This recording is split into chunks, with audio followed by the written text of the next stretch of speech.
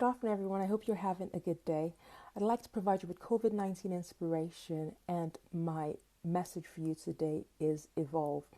Now, we've seen with the coronavirus that over time it has evolved and has reflected different symptoms, which has made it somewhat tricky for the physicians and researchers to sort of track it down and just tackle it and overcome it. But we're on our way there.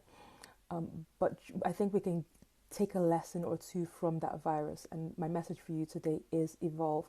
This is the time for you to look back on your patterns of behavior, your belief system, the way that you act, the way that you think, the way that you are as a person. It's time to review that person that you are and just have a look and see if it still serves you for today and if it serves you for the person that you're going to become in future. I heard someone or heard about a book that said, "What got you here won't get you there." I can't remember the name of the author right now, but essentially, I think the title says it all. So the information that you had from the past that has brought you to your current position right now in life will be insufficient to get you into the future. And when I say to get you into the future, I mean like if you have aspirations, you have dreams, you have a vision for your life, you aspire to greatness, the information that you have right now is insufficient. And so that means you need to evolve, you need to challenge the viewpoints that you have, the belief systems that you have that may have been handed down to you from parents, from individuals, from friends, from family, from your environment that you just accepted as the norm.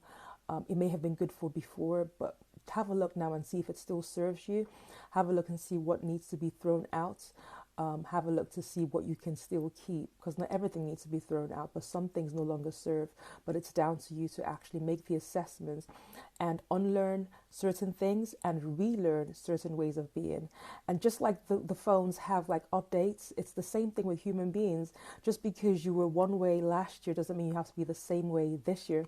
Just because you're one way this year doesn't mean you have to be the same person next year. That's why we have the iPhone 7, we have the iPhone 8, we have the 10, 10X, XR.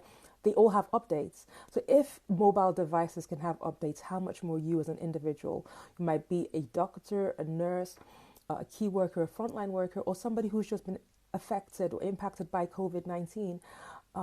I believe that there is room for every one of us, those on the front line, those who are shielding, those who are at home, to actually make an assessment and to see what areas of life need to be changed. Maybe you interact with patients and the way you used to interact with them before is no longer sufficient for the new kind of patients you're going to be seeing right now, because a lot of people have been impacted mentally by COVID-19. So it's not necessarily just looking at their physical symptoms, but also making assessments, even if it's only on a surface level, about their mental health. And maybe you can pass them on or refer them to somewhere else, but it's just having that awareness of what you require and what your patients require from you.